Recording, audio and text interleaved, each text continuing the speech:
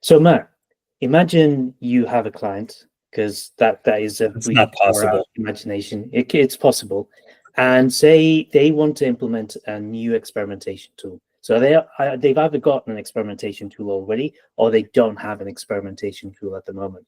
So what are the steps, or what are the housekeeping stuff that you do after you first implemented a new experimentation tool? Yeah, so there's going to be like technical configuration checks and statistical configuration Yeah, checks yeah. there. Those are the two things that immediately come to mind for Mm. me.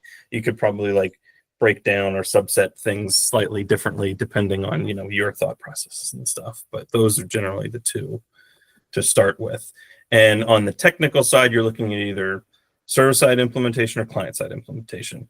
My experience is almost entirely with client-side implementation of tools. So you're thinking, with installing a JavaScript file that's served on the site, right? So step one is just going to be getting it on the site, whether that's through installing it directly via your backend or through a tag manager. And there's pros and cons of each way of doing it. So first step is just getting it up and running.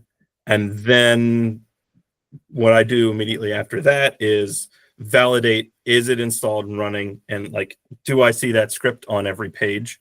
And also, when you're getting it up and running for the first time, it's worth noting, I mean, if you're doing client side, that there's a number of ways that you can implement JavaScript on your page to have it load. You can do inline, so then the script, while it's loading, it loads the library, the experimentation tool library. You can do defer, so you can say once the HTML document is ready, then load the JavaScript.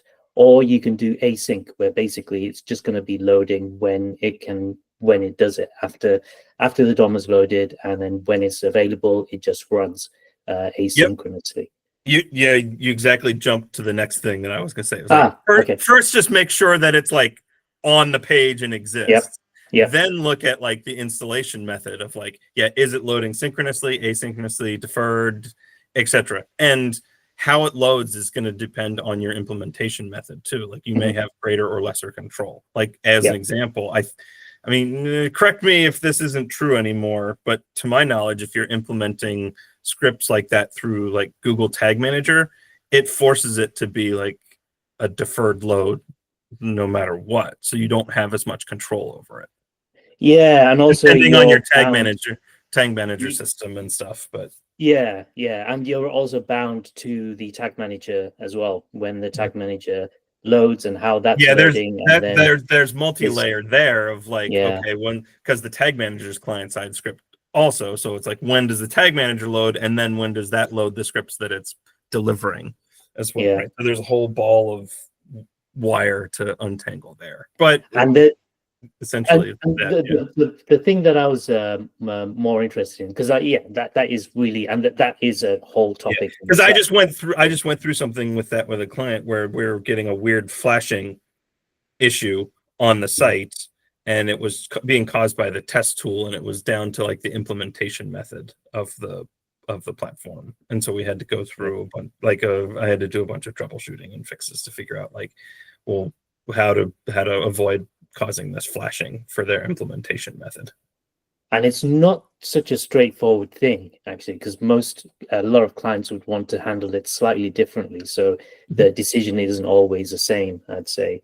But all client-side test tools recommend loading it synchronously as early as possible. Yeah, exactly. They want that's not always a good idea. Yeah, exactly. They want theirs to be always like, this is the only thing you're going to have running on your site. Our thing is the most important part of your I would lean towards, so I do have a sort of a rule guideline there, in that if it's scripting that's intended to affect the actual rendered interface, you probably should, like, that would make a better case for loading it earlier, because it's affecting the rendered UI versus deferring it, because it causes those flashing issues and things like that. And the benefit of getting it right, there's still ways to mitigate everything, but like that makes a stronger argument for actually listening to the test tool implementation recommendations But versus actually, also, an analytics like something that's just collecting data that has no effect on the interface itself.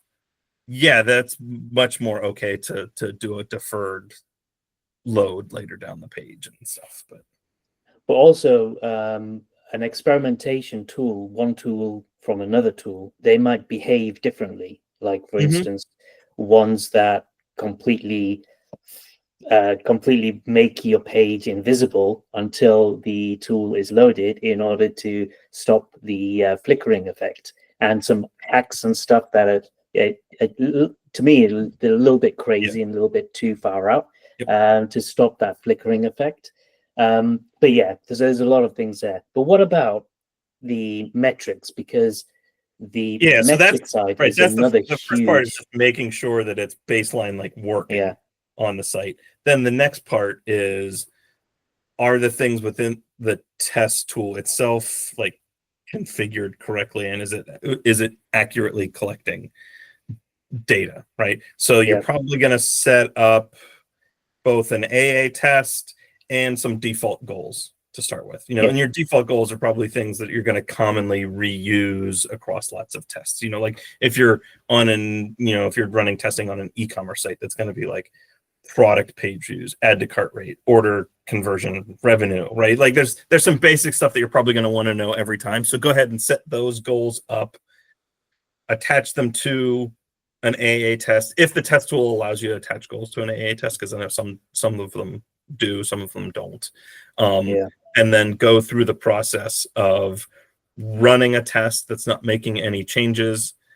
And the reason for doing that is checking the sample size distribution of the tool. So does it evenly distribute users between variations? Does the targeting conditions that you configure actually work correctly on the site as well? So, yeah, like validate. Now, for an AA test, you're probably just going to default to like running it site wide, or maybe just running it on the homepage. Like just, you're not going to do intense configuration on an AA test, probably not, right? But yeah. But a bunch of metrics and stuff that I usually look for, because I've implemented server-side platform experimentation tools, and having to validate that the experimentation tool even works, is things like making sure, checking if users fall into both groups of an experiment and what that rate is. So if you've got an A and a B test, a B and an A and a B group, how many people in B also fall into A, and how many people of A also fall into B? Because that there is a certain amount of bleed that's always there in experimentation tools, no matter what you do. The other things that you want to look for. Can you clarify that a little bit? So when you say fall Yeah, into group A and fall into group B, I could see someone misinterpreting that as like, oh, the test tool is putting one user into both, like an A yes, variation exactly. and a B variation for a Yeah, single test. Is that actually yeah, what you mean? Because that's a yes. problem. That is a problem, but it's common. It's what if once you start measuring it, you'll see that it does exist in most tools.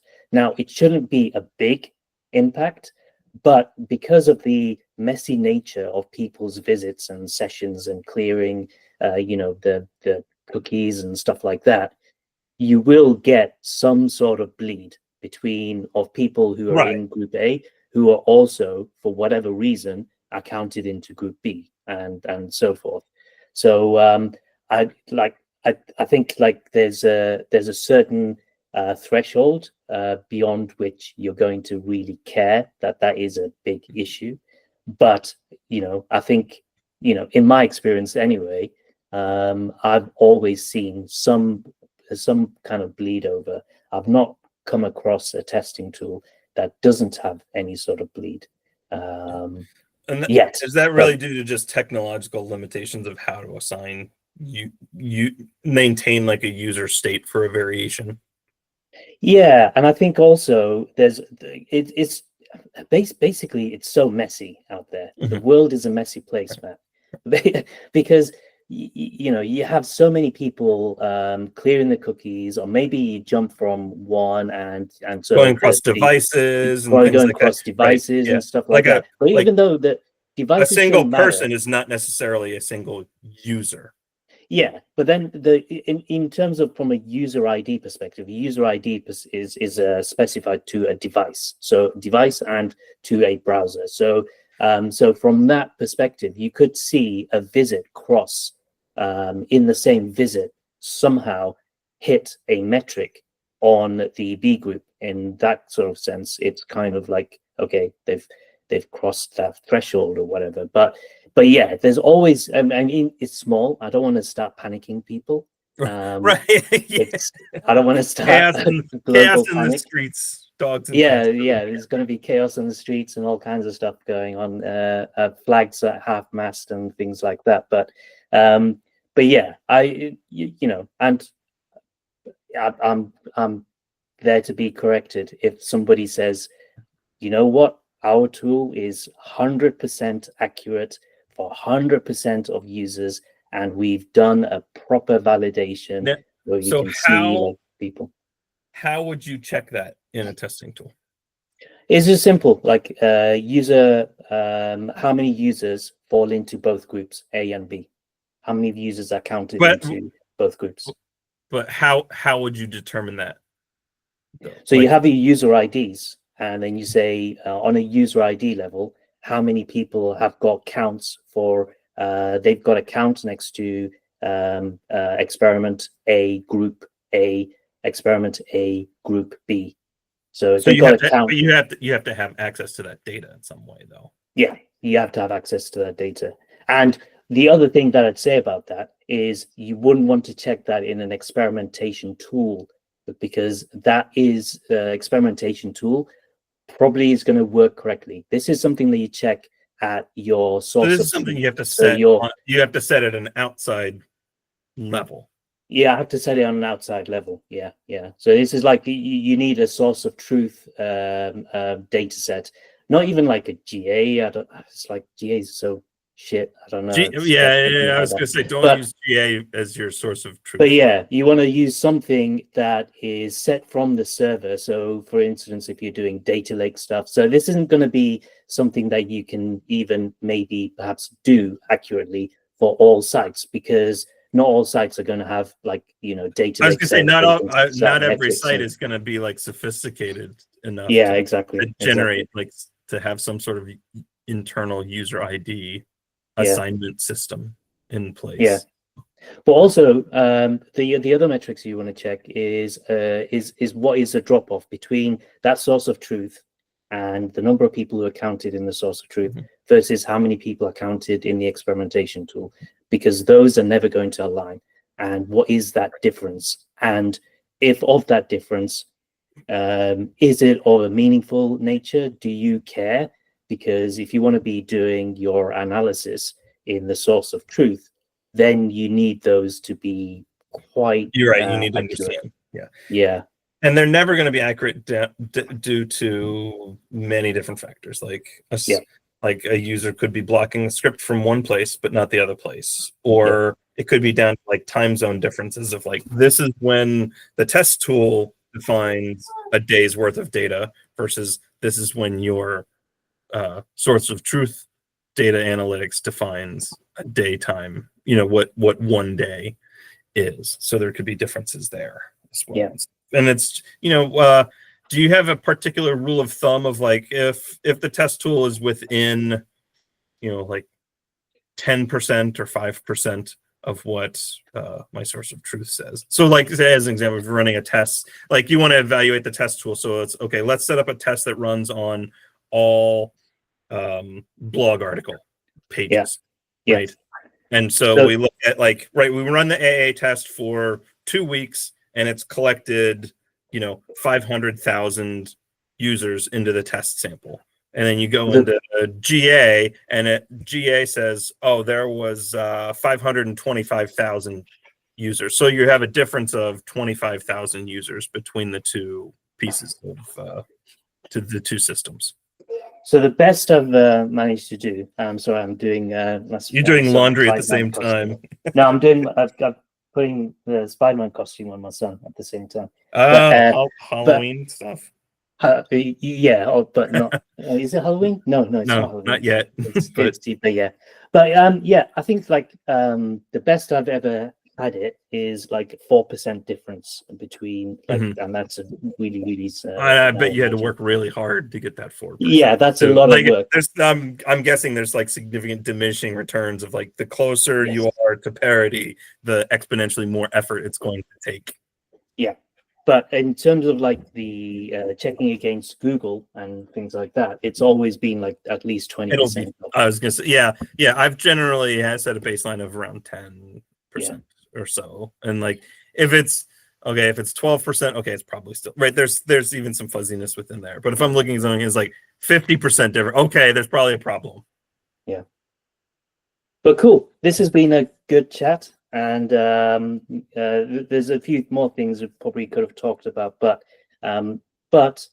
if we missed anything, let us know.